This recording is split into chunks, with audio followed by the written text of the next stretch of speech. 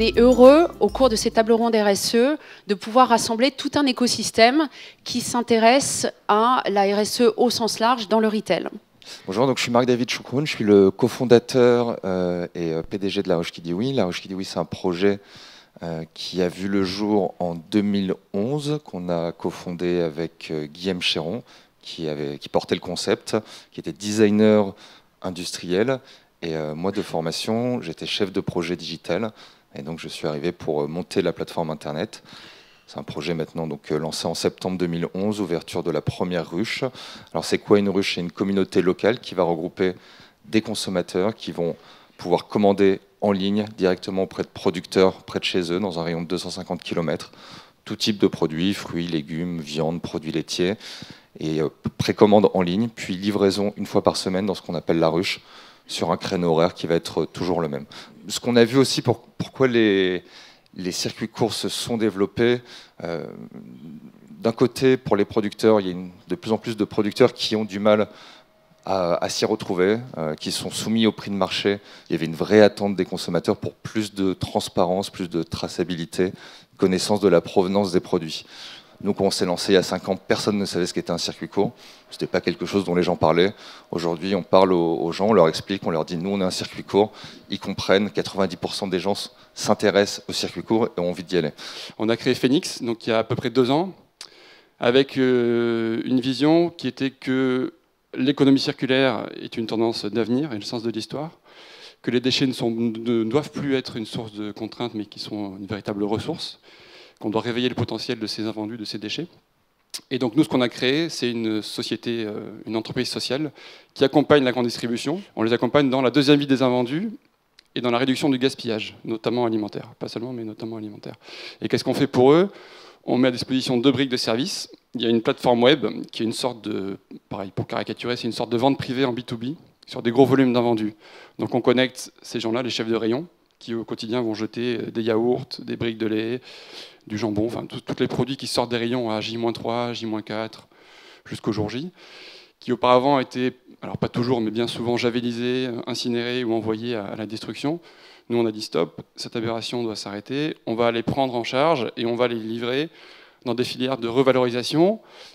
Ça va être à peu près les 2/3 de nos volumes.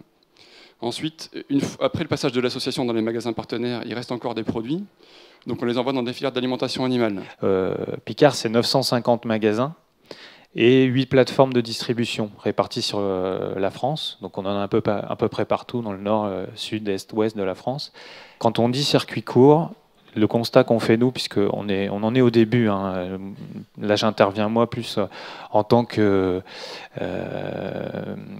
qu'entreprise qui débute, je dirais, dans la question des circuits courts, mais on voit qu'il y a un lien étroit entre la notion de distribution et la notion de production agricole. Donc on essaye de se rapprocher globalement de ce monde agricole en les accompagnant et en travaillant ensemble sur l'amélioration des pratiques. Et puis, progressivement, il faudra aussi qu'on se pose la question de la réorganisation du flux de distribution pour qu'on soit capable de, effectivement, être capable d'offrir une offre locale. On a un produit qui est relativement local, c'est l'agneau. On a lancé un produit qui est l'agneau du Sud-Est, qui est distribué uniquement sur la plateforme du Sud-Est de la France. Et voilà, c'est une première étape qu'on espère développer progressivement. Alors oui, il y a une redécouverte du local. Les gens se rendent compte, en fait, se sont rendus compte aussi, grâce aux différentes crises alimentaires successives, des dérives du modèle. Finalement, que le non local, le circuit long, rajouter de l'opacité et parfois des risques sur les produits, en plus de ne pas soutenir le développement de leur territoire, de leur économie locale. Il y a une vraie déconnexion entre l'hyper qui est un peu en perte de vitesse et les petites surfaces qui pullulent et qui ouvrent un peu tous les mois, toutes les semaines. Mais il y a plus d'invendus que de misère en France. Donc à plus ou moins court terme, on va saturer le réseau associatif avec nos invendus. Donc il faut qu'on trouve d'autres choses à faire, d'autres deuxième vie. Mais on sent néanmoins qu'il y a effectivement une demande croissante déjà au niveau du Made in France. On le sent, voilà. Il n'y a qu'à ouvrir un journal pour s'en rendre compte tous les jours. Il y a cette demande qui est déjà là. Il y a un gros atout au surgelé, c'est le faible gaspillage alimentaire. On est à peu près à 0,5% d'invendus. Donc c'est relativement faible. Et on a même mesuré, il y a quelques années, on a fait une enquête auprès de 3600 clients. Et on s'est aperçu qu'il y avait le même taux de gaspillage chez le client. La transformation et la surgélation est une réponse à cette problématique d'étalement des ventes et qui permet de réduire le gaspillage, je dirais, sur tout le cycle de vie, puisque, y compris sur l'amont agricole, on va pouvoir réduire ce gaspillage. Évidemment, dès le début de la ruche, l'un des gros axes, c'était la création de la communauté, la création de liens sociaux localement. Comment on va recréer du lien entre les habitants d'un quartier, du lien entre les territoires ruraux et les territoires urbains, en remettant en contact producteurs et consommateurs. Ce qui est important, c'est que les projets qu'on essaye de monter, s'ils n'arrivent pas à conjuguer l'économique, le social et l'environnemental, demain, ils n'arriveront pas à se distinguer.